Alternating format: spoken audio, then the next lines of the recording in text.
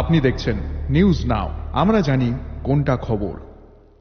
नमस्कार, आप सभी देख रहे हैं न्यूज नाउ में आज का समाचार। अवामी लीग ने मंगलवार को पूरे बांग्लादेश में हड़ताल रखी। पिछले साल सत्ता से बेदखल होने के बाद बांग्लादेश की पूर्व सत्ताधारी पार्टी ने पहली बार पूरे देश में कोई अहम आंदोलन कार्यक्रम आयोजित किया है। अवामी लीग ने मोहम्मद यूनिस के नेतृत्व वाली अंतरिम सरकार के इस्तीफे की मांग करते हुए मंगलवार से देशव्यापी हड़ताल शुरू की है। मोहम्मद यूनिस के नेतृत्व वाली अंतरिम सरकार ने अवामी लीग द्वारा मंगलवार को बुलाए गए हड़ताल से निपटने के लिए बड़े पैमाने पर कदम उठाए हैं। इस अभियान में पुलिस की भूमिका अहम है। पुलिस पहले ही करीब 500 लोगों को गिरफ्तार कर चुकी है।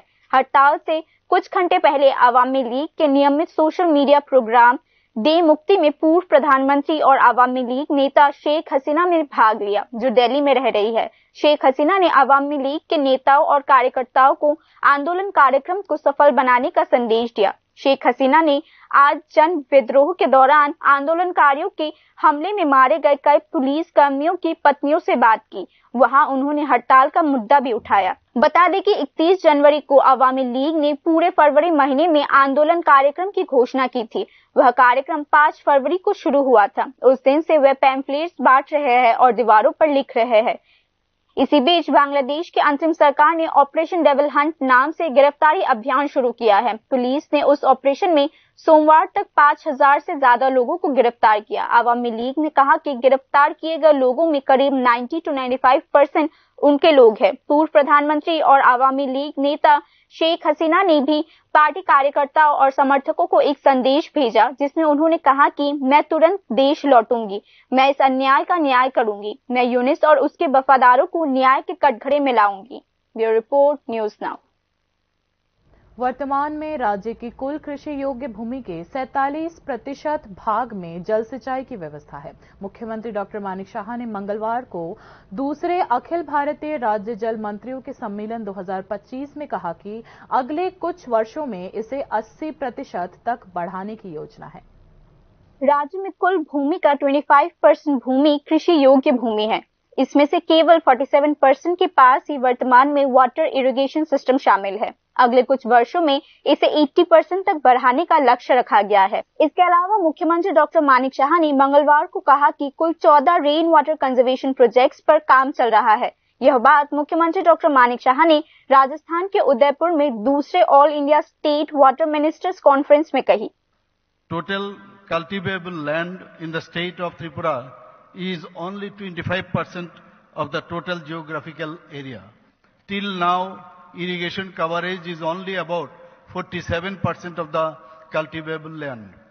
We have target to achieve 80% irrigation coverage of cultivable land in the next few years.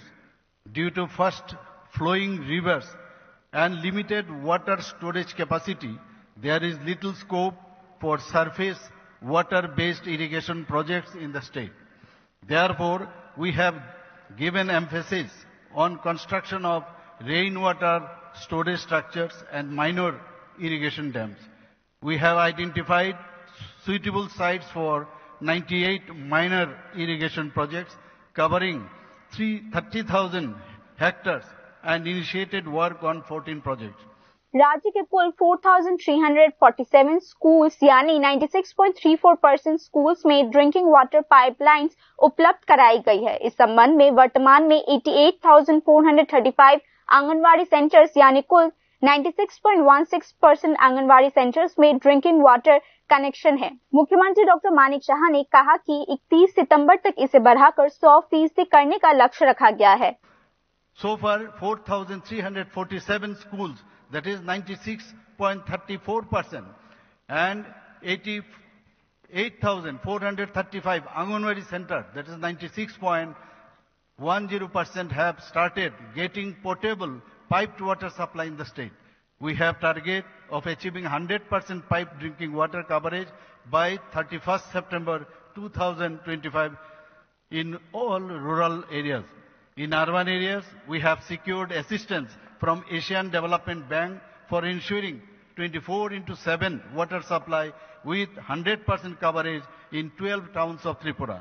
Under Amrut 2.0, we have taken up water supply projects covering 8 towns. जल शक्ति मिशन के तहत राज्य में 45,000 वाटर सोर्सेज का रिस्टोरेशन किया जाएगा। राज्य सरकार ने अमृत सरोवर स्कीम के तहत 975 वाटर बॉडीज का रिस्टोरेशन किया है। 2019 में जल जीवन मिशन के तहत राज्य में 26% वाटर कनेक्टिविटी थी। वर्तमान में 4 फरवरी 2025 तक यह बढ़कर 84% हो गई है। वर्तमान में राज्य में 303 अन्य वाटर प्रोजेक्ट्स है, जिनमें आयरन रिमूवल प्लांट्स भी शामिल है। इसके अलावा मुख्यमंत्री डॉक्टर मानिक शाह ने यह भी कहा कि 2047 तक राज्य में नदियों के विकास के लिए विशेष पहल की गई है।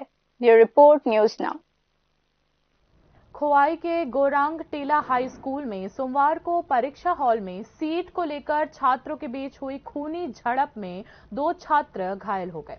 सोमवार की दोपहर जब गोरांग टीला हाई स्कूल के 11वीं कक्षा के परीक्षा के दौरान जीत सरकार और रोहन देब्बर्मा नामक छात्रों के बीच विवाद शुरू हो गया। परीक्षा खत्म होने के बाद भी रोहन देब्बर्मा ने जीत सरकार पर हमला करना जारी रखा, जिसके चलते बाकी छात्रों की नजरों में ये घटना आ गई। स्कूल की छात्रा रेशमी देव यह खूनी झड़प रोकने के लिए आगे बढ़ी। नतीजतन रोहन देब्बर्मा और उसके साथियों ने रेशमी देव के साथ भी मारपीट की। खून खराबा देखकर स्कूल के अधिकारी मौके पर पहुंचे और घायल छात्रों को खोवाई के प्राथमिक स्वास्थ्य केंद्र ले गए। ड्यूटी पर मौजूद डॉक्टर्स ने जीत सरकार को खोवाई जिला अस्पताल और रेशमी देव को गंभीर हालत के चलते अगरतला जीबी अस्पताल में भेजा गया। स्कूल के छात्रों ने मीडिया को घटना के बारे में विस्तार से जानकारी दी है।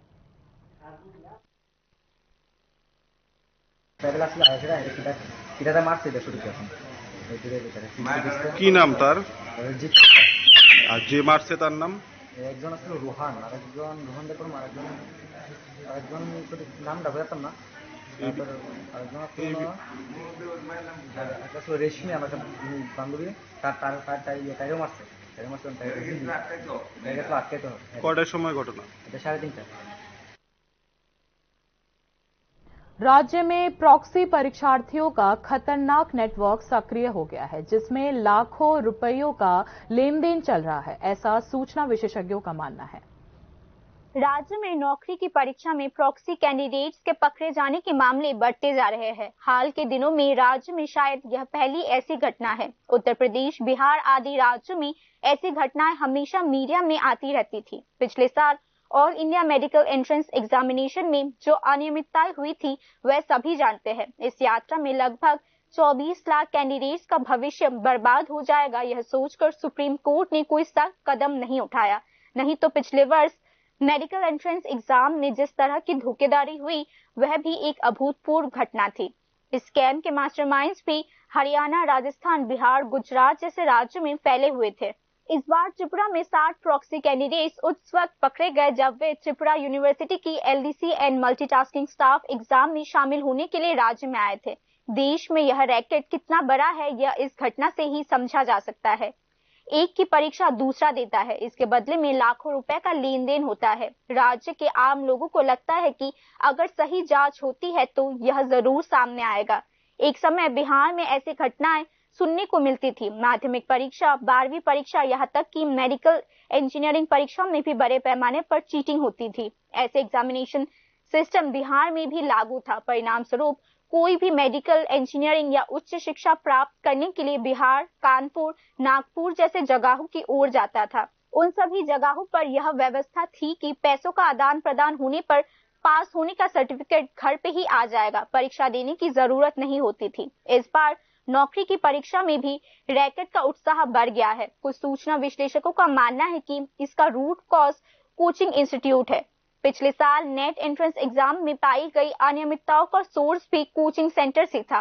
राजस्थान, हरियाणा, गुजरात जैसे राज्यों के विभिन्न शहरों के कोचिंग सेंटर्स वास्तव में भ्रष्टाचार का अड्डा है। ये वे लोग हैं जो राज्य दर राज्य या अखिल भारतीय स्तर की परीक्षाओं की गहन निगरानी करके रैकेट बनाते हैं। ये सभी रैकेट पैसे के लेन देन पर सक्रिय है। त्रिपुरा राज्य के मामले में यह एक असाधारण मामला हो सकता है। फ्रॉडस्टर्स हरियाणा, राजस्थान से त्रिपुरा आते हैं और दूसरों के स्थान पर नौकरी की परीक्षा देते हैं। जानकारों को यकीन है कि इसमें भारी मात्रा के पैसे का लेन देन छुपा हुआ है, लेकिन धोखा देने वालों ने यह नहीं सोचा होगा कि वह त्रिपुरा जैसे राज्य में पकड़े जाएंगे। क्या इस राज्य में भी संस्कृति बिहार उत्तर प्रदेश की तरह फैल गई है। उत्तर प्रदेश में नौकरी परीक्षा का प्रश्न पत्र एग्जाम से पहले लीक हो जाता है। इस तरह की बहुत सारी शिकायतें सामने आ चुकी है। कुछ दिन पहले त्रिपुरा में भी एडीसी प्रशासन के तहत नौकरी परीक्षा का क्वेश्चन पेपर लीक हो गया था। सूचना विश्लेषक भी मानते हैं कि भविष्य में इन सभी घटनाओं को रोकने के लिए सख्त कानून या सख्त उपाय करने की जरूरत है। Bureau report, news now. Bharat सरकार के नेशनल करियर सर्विस प्रोजेक्ट के तहत राज्य के मॉडल करियर सेंटर यानी डिस्ट्रिक्ट एम्प्लॉयमेंट एक्सचेंज अगरतला के प्रबंधन में मंगलवार को अगरतला श्रम भवन परिसर में नौकरी मेले का आयोजन किया गया, जिसमें 5 गैर सरकारी कंपनियों के लिए नियुक्ति प्रक्रिया शुरू की गई है। नौकरी मेले में 5 गैर सरकारी कंपनियों में से राज्य की 4 और एक बाहरी राज्य की कंपनी के लिए कुल 13 विभिन्न पदों पर 250 लोगों की नियुक्ति की जाएगी, ऐसा विभागीय अधिकारियों ने बताया। নমস্কার, আজকে আমাদের এখানে আগরতলা মডেল ক্যারিয়ার সেন্টারে জব ফেয়ার চলছে, যেটাতে মোট 5টা কোম্পানি জয়েন করেছে। একটা বাইরে থেকে এসেছে বার্বিকি নেশন, বাকি 4টারই এখানেই অফিস। এখানে বলতে ত্রিপুরাতে বিভিন্ন জায়গায় মোট 250টা জবের পোস্ট আছে আর 13টা ক্যাটাগরিতে জবের পোস্ট আছে।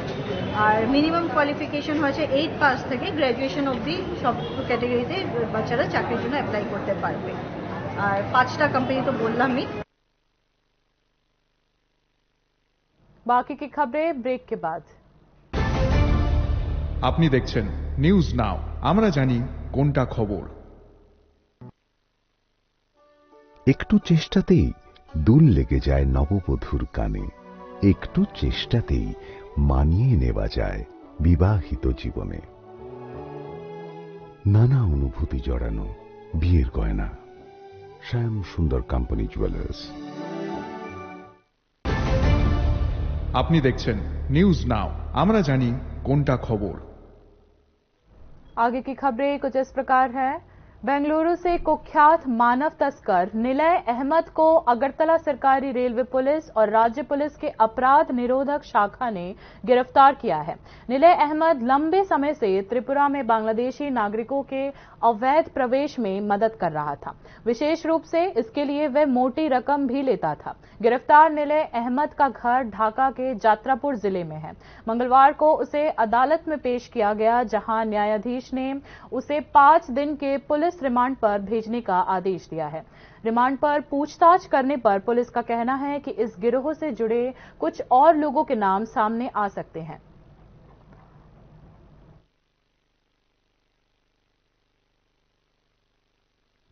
मानव और मादक पदार्थ तस्करी सहित बीएसएफ की सुरक्षा जैसे मुद्दों पर दिल्ली में बीएसएफ बीजीबी के महानिदेशक स्तर की बैठक हो रही है। हालांकि बांग्लादेश में चल रही राजनीतिक अस्थिरता के कारण बीएसएफ बीजीबी बैठक में क्या समाधान निकल पाएगा, इस पर सवाल उठ रहे हैं।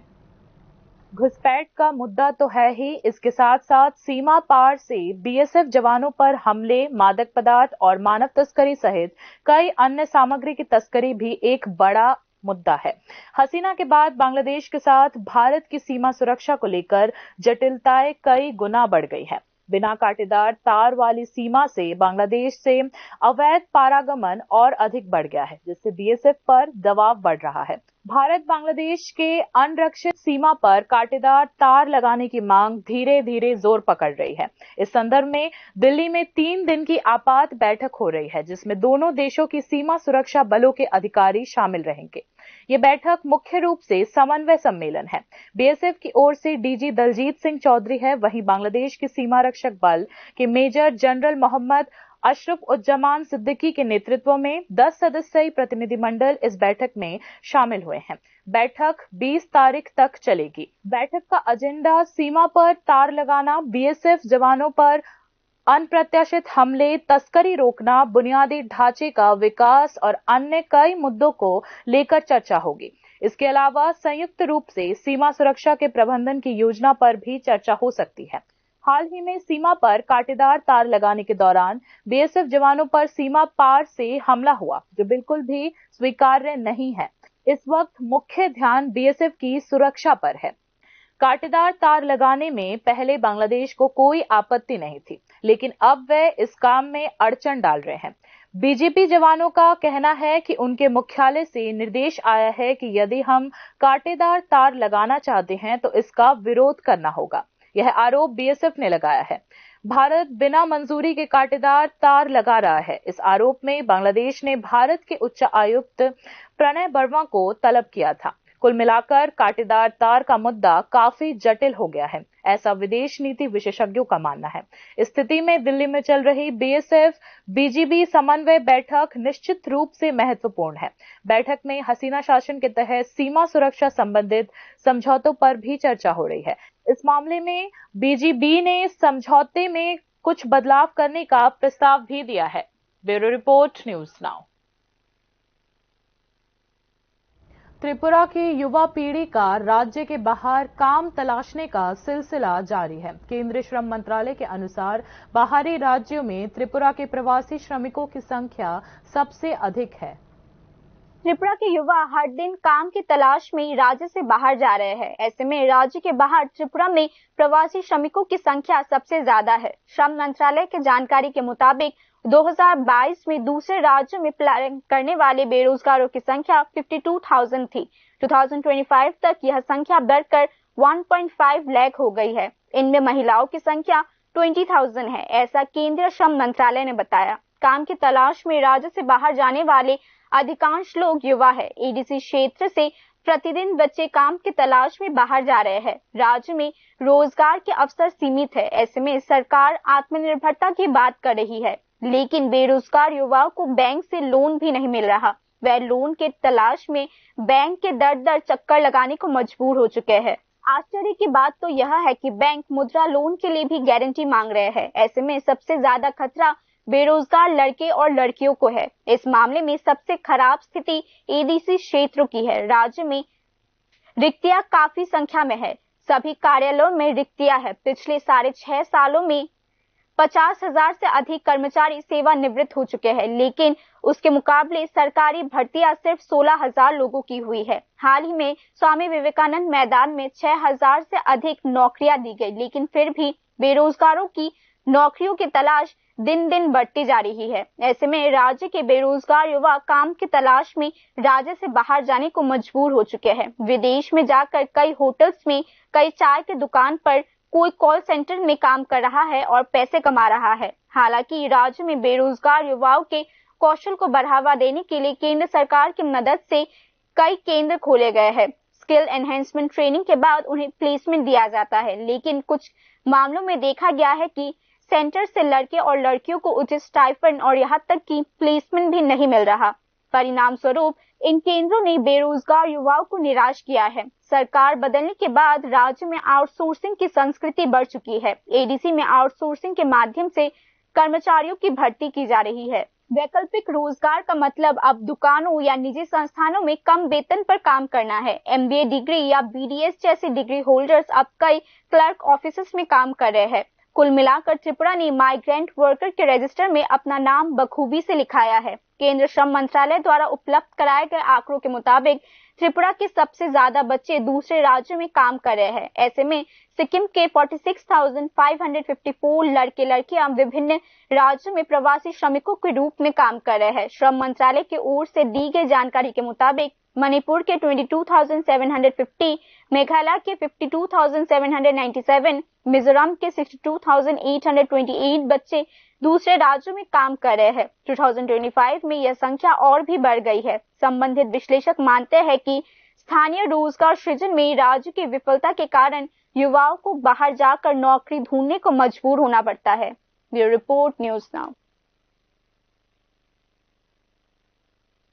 कानून मंत्रालय के घोषणा के अनुसार ज्ञानेश कुमार को अगले मुख्य चुनाव आयुक्त के रूप में नियुक्त किया गया है। यह नियुक्ति चुनाव आयोग के सदस्यों की नियुक्ति से संबंधित नए कानून के तहत की गई है। ज्ञानेश कुमार को देश का नया मुख्य चुनाव आयुक्त चुना गया है। राजीव कुमार के रिटायर होने के बाद वह मुख्य चुनाव आयुक्त बनेंगे। सरकार की ओर से यह घोषणा सोमवार शाम को की गई। नए मुख्य चुनाव आयुक्त के तौर पर वह आगामी 5 राज्यों के विधानसभा चुनावों के प्रभारी होंगे। इनमें वेस्ट बंगाल, केरला, तमिलनाडु, बिहार और असम शामिल है। बिहार में 2025 के अंत तक चुनाव होगा, वहीं बाकी 4 राज्यों में 2026 में चुनाव होंगे। ज्ञानेश कुमार 26 जनवरी 2029 तक इस पद पर रहेंगे। मुख्य चुनाव आयुक्त के रूप में उनके कार्यकाल में 20 विधानसभा चुनाव, 2027 राष्ट्रपति और उपराष्ट्रपति चुनाव, 2029 लोकसभा चुनाव शामिल है। ज्ञानेश कुमार को इस पद के लिए चुने जाने से पहले प्रधानमंत्री नरेंद्र मोदी, गृह मंत्री अमित शाह और विपक्ष के नेता राहुल गांधी की अध्यक्षता में एक चयन समिति की बैठक हुई, लेकिन राहुल गांधी वहां असहमत थे। हालांकि ज्ञानेश कुमार के चयन होने पर कांग्रेस ने इस नियुक्ति का विरोध किया। कांग्रेस पहले ही हाई कोर्ट में इस मामले पर केस दायर कर चुका है। सुनवाई अगले शनिवार को होगी। भाजपा के नेतृत्व वाली केंद्र सरकार चुनाव आयोग को अपने हाथों में रखना चाहती है। कांग्रेस ने आरोप लगाया कि इसीलिए ज्ञानेश कुमार को पहले नियुक्त किया गया। इसी बीच केंद्र चुनाव आयोग में वैकेंसी से बचना चाहता था, इसीलिए प्रक्रिया में देरी नहीं करना चाहता था। सरकार ने कहा कि मुख्य चुनाव आयुक्त की नियुक्ति की गई है क्योंकि सुप्रीम कोर्ट ने इस संबंध में कोई रोक नहीं लगाई। केरला कैडर 1988 बैच के IAS ऑफिसर ज्ञानेश कुमार पहले यूनियन होम मिनिस्ट्री से जुड़े थे। 2019 में उन्होंने जम्मू कश्मीर में आर्टिकल 370 को निरस्त करने के लिए ड्राफ्ट बिल तैयार करने में महत्वपूर्ण भूमिका निभाई। 2023 से पहले मुख्य चुनाव आयुक्त की नियुक्ति में भी राष्ट्रपति की अहम भूमिका होती थी।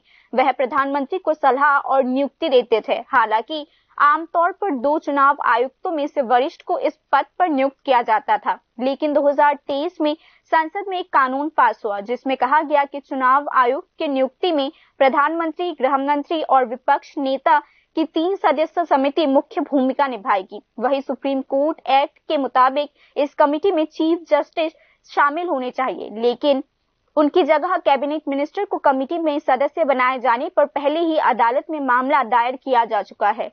Bureau report, news now.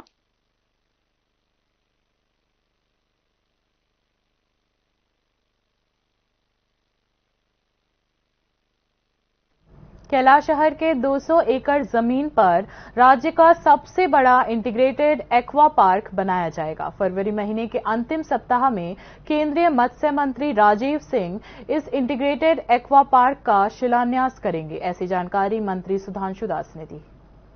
उत्तरी त्रिपुरा जिले के कैलाश शहर के चंडीपुर ब्लॉक के अंतर्गत वीरचंद्रनगर ग्राम पंचायत के शौतेरोमियर हावड़े में लंबे समय से पड़े हुए जमीन पर इंटीग्रेटेड एक्वा पार्क बनाने को लेकर भूमि मालिकों के साथ मंत्री टिंकू रॉय और मंत्री सुधांशु दास ने बैठक की।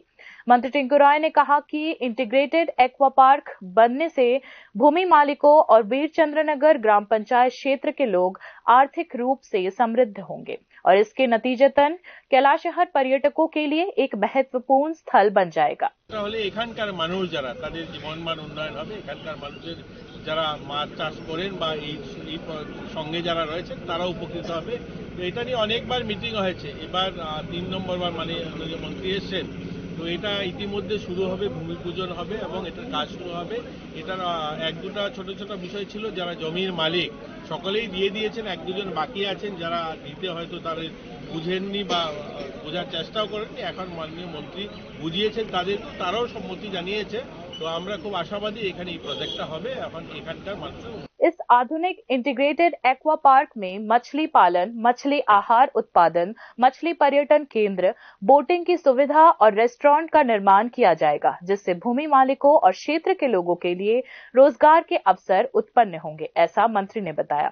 इस पार्क को बनाने के लिए केंद्र सरकार के पास 100 करोड़ रुपए की परियोजना भेजी गई थी, जिसे केंद्र सरकार ने मंजूरी दे दी है और पहले चरण में 43 करोड़ रुपए राज्य सरकार को दिए गए हैं, ऐसा मंत्री सुधांशु दास ने बताया। আমরা সেন্ট্রাল গভর্নমেন্টের কাছে একটা প্রজেক্ট পাঠিয়েছিলাম ইন্টিগ্রেটেড অ্যাকোয়া পার্ক নামে, অর্থাৎ যেখানে মাছ চাষ হবে, মাছের ফোডার চাষ হবে, মাছের খাদ্য তৈরি হবে, সেখানে ফিশ ট্যুরিজম হবে, বোটিং এর ব্যবস্থা থাকবে, এই জলাশয়ের মধ্যে এখানে রেস্টুরেন্টের ব্যবস্থা থাকবে।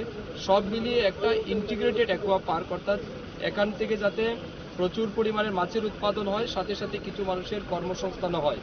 এই উদ্দেশ্য নিয়ে আমরা সেন্ট্রাল গভর্নমেন্টকে পাঠিয়েছিলাম 100 কোটি টাকার একটা প্রজেক্ট। সেই অনুযায়ী সেন্ট্রাল গভর্নমেন্ট আমাদেরকে ফার্স্ট ফেজে 43 কারোরের স্যাংশন আমরা পেয়ে গেছি। তো মাননীয় কেন্দ্রীয় মন্ত্রী যিনি রাজীব সিং রয়েছেন, তিনি আমাদেরকে জানিয়েছেন যে আগামী এই ফেব্রুয়ারি মাসের শেষ সপ্তাহে তিনি ত্রিপুরাতে আসবেন এবং ইন্টিগ্রেটেড অ্যাকোয়া পার্কের শিলান্যাসের যে প্রোগ্রাম রয়েছে সেটা তিনি করবেন, ওনার হাত ধরে আমরা শিলান্যাস করতে যাচ্ছি। इंटीग्रेटेड एक्वा पार्क बनाने के लिए मालिकों से पट्टे पर जमीन अधिग्रहित की जाएगी और प्रत्येक साल 3,000 रुपये दिए जाएंगे। साथ ही परिवार के सदस्य को रोजगार देने को प्राथमिकता दी जाएगी, ऐसा अनुसूचित जाति कल्याण विभाग के मंत्री सुधांशु दास ने बताया। Bureau report, news now. बाकी न्यूज अपडेट्स के लिए देखते रहिए न्यूज नाउ। शुभ रात्रि।